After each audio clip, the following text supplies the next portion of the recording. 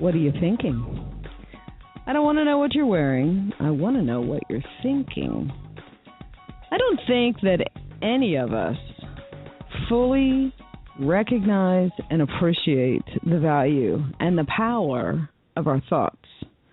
I think all too often we have this little voice in our head that gives us our perception of the world, and we accept it blindly. We accept what that little voice says, no matter what it says. And I believe that perception is reality. Perception's your reality. And so towards that end, I'm always on the hunt for wise advisors who can come on the show and have a conversation about our thinking. When we change our thinking, we change our choices.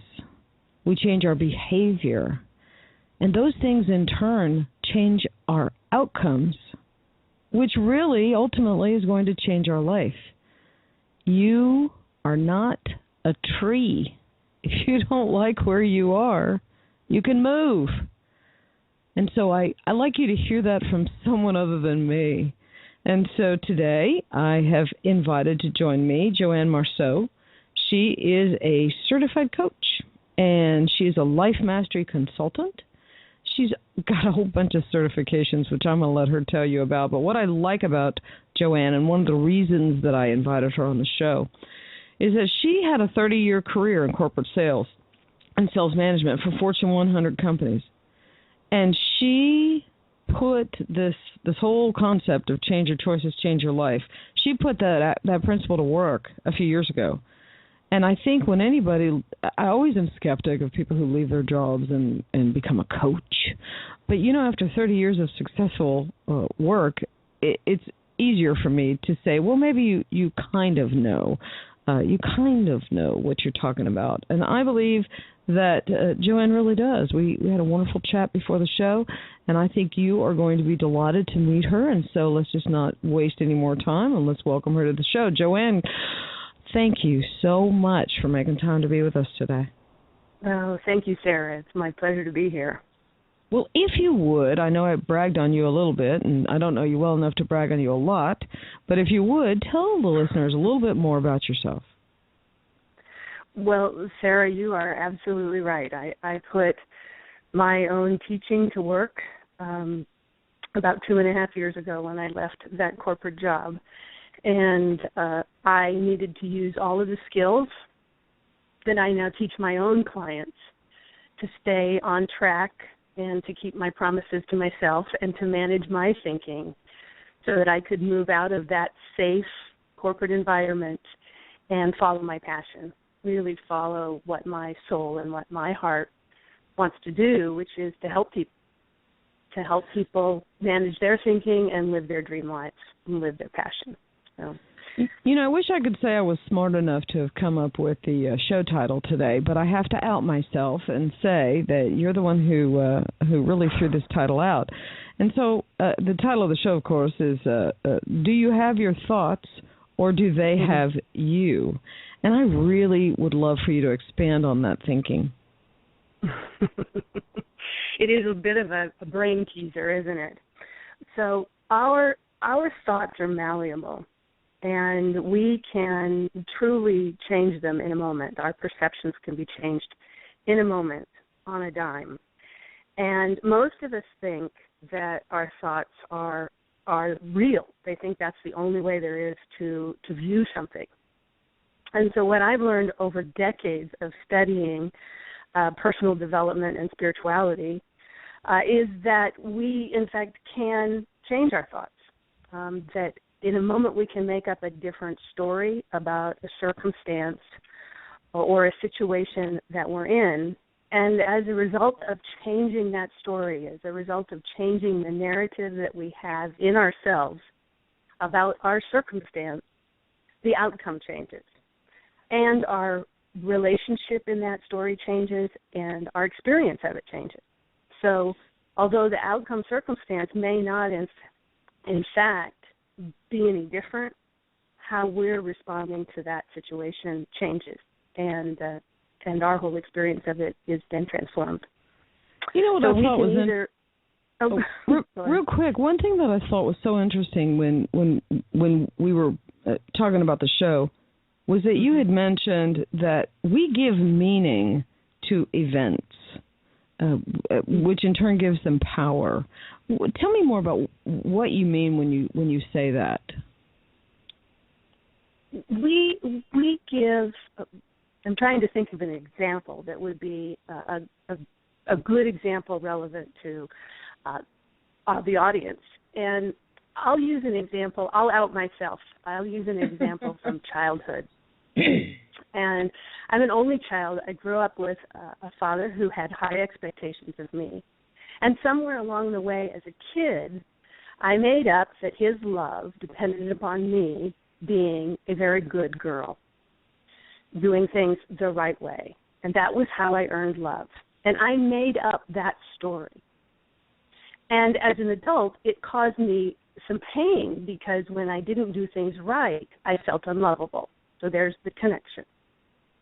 There's the story I made up. As part of my own development, I realized that I could make up a different story about that situation. And so, although this is silly, it worked for me. I made up a story that he was an alien from a different planet, and that he was just simply unskilled at that part of parenting because I didn't come with an owner's manual. And as a result of that, I changed my perception of his expectation of me. And when I rewrote that story, I rewrote my relationship with my father. And then I think, wouldn't it be fair to say that there are hundreds, if not thousands, hundreds of thousands of women, and I'm sure men, but we're all about women here, who have that same story. My mom, my dad, my husband will only love me if I am fill in the blank, if I am pretty enough, skinny enough, smart enough, fast enough. And my boss will only love me if I never make a mistake, or my boss will only like me if I never make a mistake. So what I hear you saying is that we write stories about all these things which really set us up to fail. Yes. Yes. Well, and those stories set us up to be, if not failing, certainly not full of vitality in life, about our true essence. And that's really what I love about your process, is that you talk about, let me frame my next comment. Excuse me. I believe that all of us, but women, we have superpowers. Now, our superpower may be intuition. It may be communication. It may be whatever, fill in the blank. We have superpowers. And we become powerful when we learn how to use those superpowers for good, not evil. And you make a comment, I saw in the note that we had exchanged that what's inside of us is bigger than anything outside of us. How do you coach people to tap into that superpower or the bigness, the largeness, the power inside of themselves? Oh, my gosh. Now, bearing in mind it's only a 30-minute show. Right. Well, as perspective, it starts with this 3-month program. So that said, it is not. It's a lengthy process. It's a relearning process. And the primary tool in which to support people in tapping into that inner power is to have them learn to tap into their imagination. We've long since lost, by the time we're probably 5 or 6 or 7, we begin to lose our power to imagine that everything's possible. And as we age, as we grow older, that continues to get less and less and less, that power. And so what I help people do is relearn how to imagine what they love in their life, what makes them come alive, rather than making their decisions based upon the circumstances they're in, like waiting for time or waiting for more money or waiting for the kids to be in school or waiting for the kids to be out of school or waiting to be retired or waiting to find the job. The list goes on of circumstances that cause people to wait to live their dreams. And so I start by teaching people how to tap into their dreams, first of all. And then what comes up are all those stories we wrote about why we can't do it. And then every time you say that, I can't help but laugh, and I'm not laughing at you. I'm laughing at the number of stories that I know that women have. I can't do that. I've heard them say it. I can't start to be healthy. I can't go to jazzercise or Zumba or walk in the park because I have a big butt. What? But we've written this story that we believe, and I mean, let me interject by saying you just said something I have to comment on. By the age of 7, I'm going to repeat this because I want you to tell me if I got it right. By the age of 7, we begin to lose the power of imagination. Is that correct? Yes, it goes to sleep. I mean, it's always there. So think about this. The people who are wildly successful in whatever area, I believe, and I've said this, and so it makes a whole lot of sense, they don't realize that, I mean, they believe, they have that dream, that vision. They've tapped innately into their imagination. Would you agree? I would agree. And they have skills to keep that dream alive, whether it's a coach, a support structure, because most people who are wildly successful have coaches or support structures to help keep that dream alive. Okay, I've got to capitalize on something else you've said, so watch what you say, because I'm going to jump on it. Good, you're listening. I appreciate I've got like that. Well, it helps when the host pays attention. So you talk about giving ourselves permission to live our dreams. I have to hear more. Well, most of us, because of that story we've written, tend to think that we'll get to it later.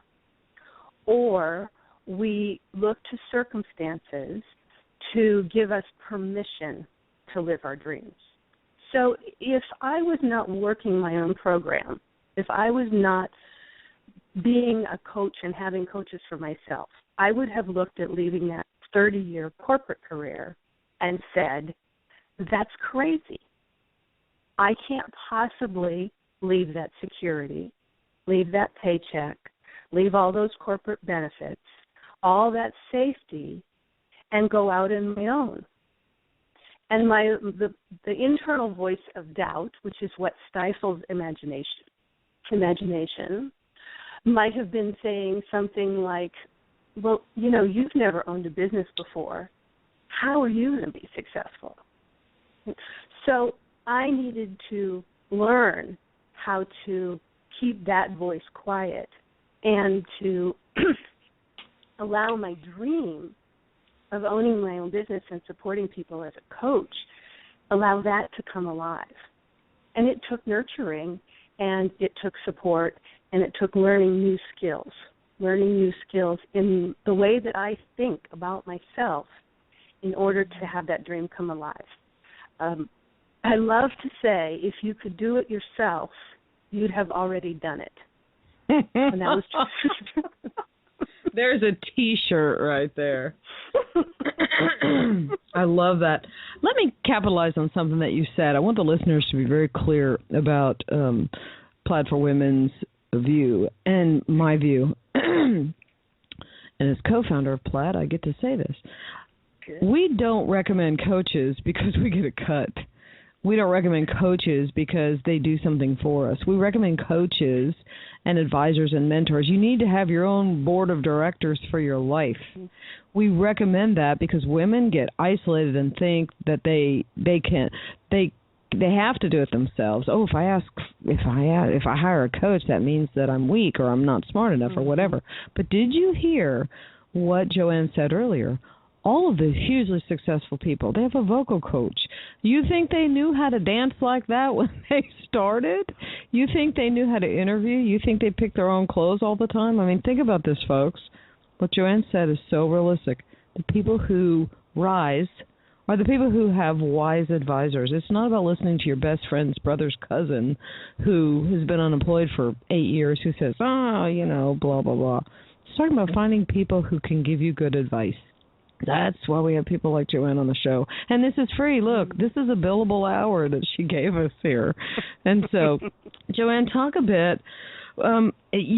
excuse me, damn allergies. You made a comment that I really want you to expand on, and I don't remember when you said it, but you were talking about the quality of our own life is determined by the quality of questions we ask. And I hate to say I'm not really, I have to out myself here. What? What does that mean? What are you saying there? What are you saying? Well, actually, it leads back to what you just said. The timing and sequencing of this is perfect, because you said that we all need wise advisors, people who challenge our perspectives. And I love to say that the fish is the last one to see the water. They're just things that are blind to us. Questions are access to the places that we can't see, the things that we can't see. So a well-phrased question that starts with an open-ended question. Like, I love the example one of my teachers uses is not how can I, the question that's low-power question is, how can I spend a month in the south of France? Which brings in a lot of information. But a higher caliber question is, how can I spend a month in the south of France and earn $10,000 while I'm there? That changes I love that the question. Whole perspective of what opens up in our lives.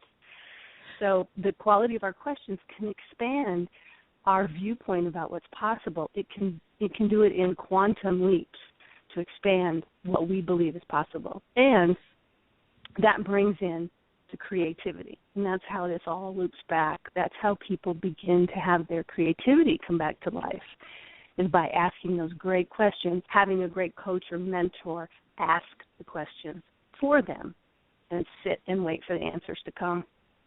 And let's take that example. If you're listening, I hope you understand the power of what Joanne just taught us.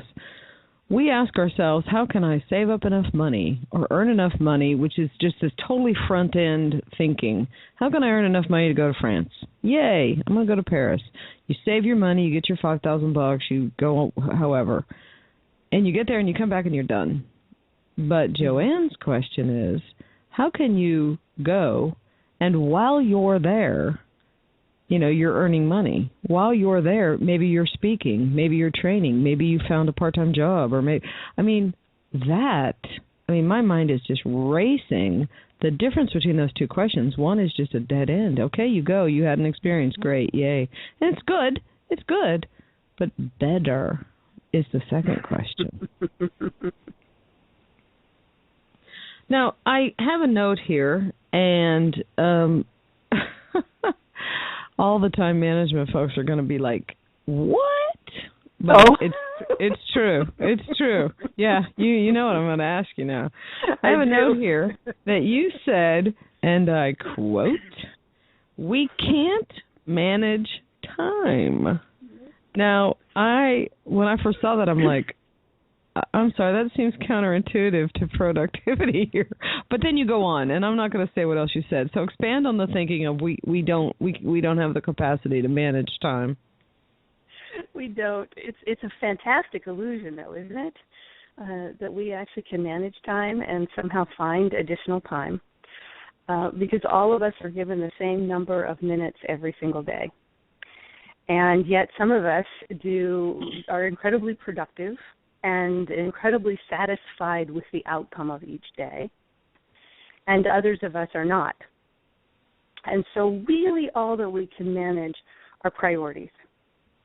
And when I know for myself, when I manage priorities, which sounds really easy, and it's actually one of the primary things that I work in, the primary areas where I work with people in coaching is on managing priorities. Because the needle mover things in our life, when we're living our dream life, when we're living life by design, the main thing that will get in our way is distraction. And I have a free download on my website that is actually about clearing the clutter, in which I talk about a day in which distraction was just like so very, very clear in my life, and what it took to stay on my priority versus being distracted. So I invite people to go out to my website and download that. It's free, and it really gives a kind of a charming way to look at how distraction interrupts our focus. And when it's that called happens, clearing the clutter? It's 7 tips for clearing the clutter. Mm-hmm. Wait, I'm writing this down, of course. Oh, look, a chicken. Yeah, there you go. There's the movie Up, and there's that great scene where he says, "Oh, squirrel, the dog." That's it. Yes, squirrel. That's it. Well, in the interest of, of course, I think we could have a whole show about each one of these topics, but in the interest of making it through at least some of the things that I've written down here, and I want to spend the bulk of our remaining time on this one, because I think it might take you this long to explain it to me. You, again, I'm reading one of our email exchanges, and you talk about the paradox of the paradox. I'm not even going to try and explain it. Would you please extrapolate on this paradox of who we are, what we want, and how it's this vicious? It is, as I thought about what you wrote here, it's this vicious cycle. So will you expand on that, and how do I get out of this loop? Oh my, this loop of fear. Well, I started with a quote by Joseph Campbell because I love this, and he states, "The cave you fear to enter holds the treasure that you seek." And I love that. Isn't that beautiful? Just love him. Most of us believe, and for a long time I believed, that fear stopped me from doing things. And what I've come to believe now is that it is not the fear that stops me. It is the fear of the imagined unknown that stops me. So although our imaginations have been shut down on some of the good things by the time we were the age of 7, imagining the dream life, our imaginations are still very alive and well at imagining a future that doesn't exist that may be fearful. And, when we were chatting via email, I said, we human beings are goofy. We really did. are. I was like, I haven't heard a coach call us, human beings goofy. And I love that about you, because you're like, we're kind of all messed up. We're just goofy, and we're these brilliantly designed machines biochemically to keep ourselves safe. And we're these brilliantly creative machines that are kind of in this paradox, that want to be creative and yet are afraid to change things because there's a part of us that wants to stay safe. And it's just an internal process that a lot of my clients think there's something wrong with that. And what I believe is that when we can really embrace that paradox and see it as humorous, we have a chance to do something with it that's creative, to build a life. Like we see that, once we see that, what is it that I heard somewhere? Okay, so you don't want to, when you're driving down the street and you see somebody jogging, you just notice them in the side. You're not like watching every little move they make. You don't see how big their butt is, whatever. Women, we tend to think, okay, I'm gonna go jogging or walking or whatever. Oh my God, everybody driving by is looking, and so our fear is this perceived thing that has nothing to do with reality, because nobody is paying attention to you. Exactly. And it's funny. This could be a completely different show, but about 1% of what's presented to our visual field, let's say, actually goes in and gets processed by our brains. So that's the scientific background on that scenario, where if you're jogging and you're worried about somebody noticing your butt, as you said, there's about a 1% chance that any individual would even have the opportunity to let that information in. And I think of course I'm using a facetious example, but we think, okay, if I do this and fail, I think women more than men worry about if I do this and fail, oh my gosh, my life will be over. And I'm a huge fan of failure. Failure, I learned years ago, you're going to fail at succeeding if you don't learn to accept failure. I mean, it just is. You're going to. You need to know that failing doesn't make you a failure. But women build up in their mind, oh, my God, the whole world is going to be paying attention to every move I make. Everyone else is worried about their own lives. And it's the mean girls that are going to capitalize on any mistake you make. So, golly gee, could talk forever about this. But what we're going to do right now is we're going to take a quick break. I hope you have enjoyed listening to, Joanne Marceau this morning. She is a well-certified coach in many areas, and she's come on today to talk about how our thoughts are impacting our choices, impacting our life, and how we can change that. And I have a page of notes, and I encourage you, if you've come in halfway, to come back in a little bit. But when we get back from this commercial break, Joanne's going to tell us the most important thing that we can do or start doing today, once you listen to this, what you can start doing today that will help you gain control of your thinking. So hang in there. We'll be right back.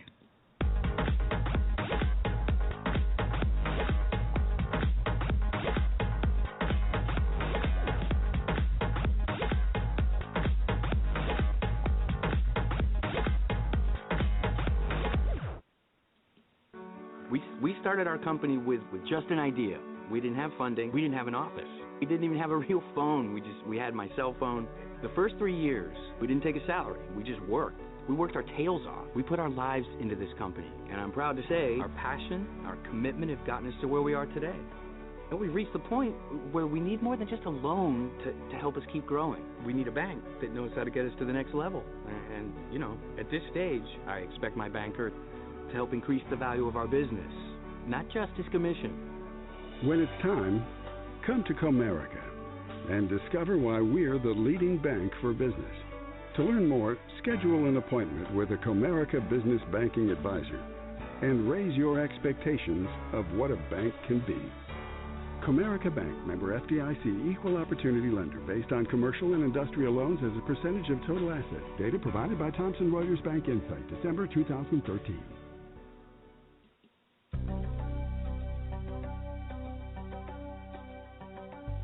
Jackson Walker is a Texas-based law firm with more than 300 attorneys in Austin, Dallas, Fort Worth, Houston, San Angelo, and San Antonio. The firm regularly represents clients in such areas as corporate and securities, litigation, intellectual property, healthcare, energy, labor and employment, legislative and regulatory, real estate, and international law.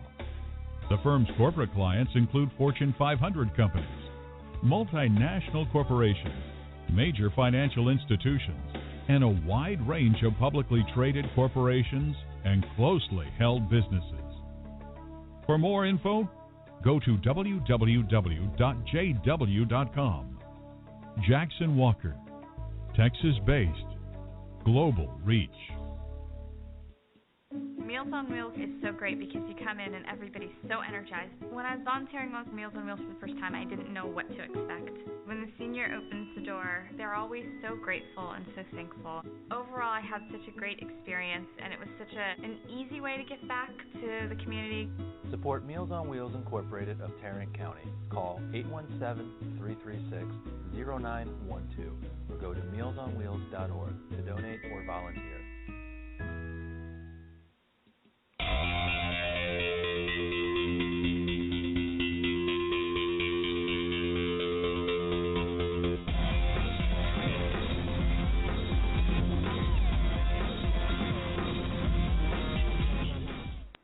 Well, hello and welcome back to Plaid for Women Radio, brought to you by PlaidForWomen.com. Also brought to you by Comerica Bank, Tarrant County College, the Skin Clinic, Inc., Lucas Funeral Homes, and the University of North Texas Health Science Center. I am Sarah Zink, and I'm your host for the show, and I'm delighted, as always, to be with you. Plaid for Women is a media and blogging site for women. We are unapologetically and exclusively focused on helping women achieve their goals, whatever those are. We also want to help you get connected with like-minded women who are wanting to become more purposeful, more engaged, more authentic, more inclusive, more productive, more profitable, and more powerful. We also want to help you have your voice be heard. We do that by offering you the ability to blog directly from your profile. You don't have to understand all that WordPress stuff. Just log in, join for free, start blogging. Tell us what you think. Tell us, I don't really care if you've had a donut, but we'd like to know your thoughts on other things, your thoughts on health and wellness and aging parents, your thoughts on raising kids and relationships. Come and tell us what you think. We want to know. Tell the world what you think. Check it out. Plaid for FOR women.com. And today, as every day, I like to say hello and welcome to new members. I want to give a shout out to Laura Slayton, Janice Brunson, and Danon Carter. We see you. We appreciate you. We welcome you. You are now part of the Plaid for Women community, and we support you. Thank you so much for making the time and taking the effort and expending the energy to join us.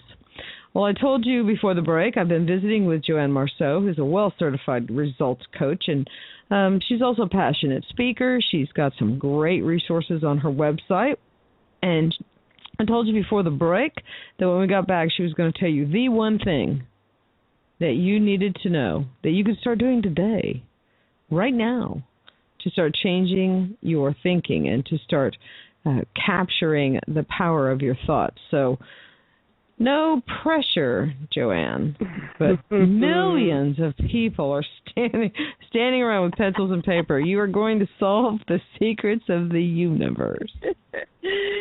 It is such a profound question, and I love it. And the answer is a two-part answer. The first is pause. Just stop and listen to that voice that is that thinking. And the second one is to notice what you're noticing. Notice what that voice is saying and who's saying it, and then ask just one simple question. What else could it be? And that uncovers the story that you might have made up. Well, I have to tell you, that's powerful stuff. The whole conversation we've had today, folks, if you ever thought about getting a coach, just keep playing this over for a few times, and you're going to see the value of whether it's Joanne or anyone else, that we can't operate in isolation. And you have coaches. I mean, Joanne, wouldn't you agree, whether we pay them or not, we have coaches. You might be listening to your neighbor talk about, yeah, I know, I sure wish I could break out of this life. Or we listen to our boss or our coworkers talk about what a crappy job we have. Or we listen to someone at church talking about how stupid the preacher is, or the rabbi, or whatever. We have coaches all around us. Mm-hmm. Yeah. And when you pay... That's a whole different show about the people around us, but I won't interrupt you. Toxic. No, interrupt away. But Joanne, if someone who's listening wants to connect with you directly, because we do live in a digital age, if you are not, it doesn't matter where you are. We are where you are. And so if someone wanted to reach out and connect with you to coach, how would they do that? They would actually just go to my website, which is www.just the letter J, Marceau, and that's spelled MARCEAU.com. And then there are a couple ways to connect with me, and there's obviously a Contact Us page. My telephone number is on there. And then if you sign up for the free download that I mentioned earlier, the 7 tips to declutter your thinking, then you will be on my mail list and receive my blogs and communications and tips and tricks as well. So a variety of ways to reach out to me. Well, I also have to say that your contact information is on the show page, so if you've downloaded this to your iPad and you're driving to work, please, you don't have to stop and write this down. It's on the show page. Joanne, thank you. What a joy to have you today. I feel like I've already got I keep telling people this radio show is like public therapy. I don't need a coach. I've got a new coach every day. But I do appreciate you, and I do hope you'll consider coming back in the future. It's been a delight to visit with you. Oh, Sarah, the pleasure is mine, and I would love to return in the future. All right. I'm sure we'll have a chat about that. Folks, thank you so much for tuning in today. Remember, these shows are by you, for you, and about you. You've told us what you want to hear. You've told us that you struggle with your thinking. You've told us that you struggle with success in your life. You've told us that you struggle with how do I get from point A to point B. I'm not good enough. I'm not fast enough. I'm not smart enough. How can I help get out of that cycle of thinking? And that's how we find people like Joanne. If you have ideas for other guests, if you have ideas for other topics, let me know. Sarah, SARAH, at plaid4FORwomen.com. And until we get together again, my friends, you have been zinced.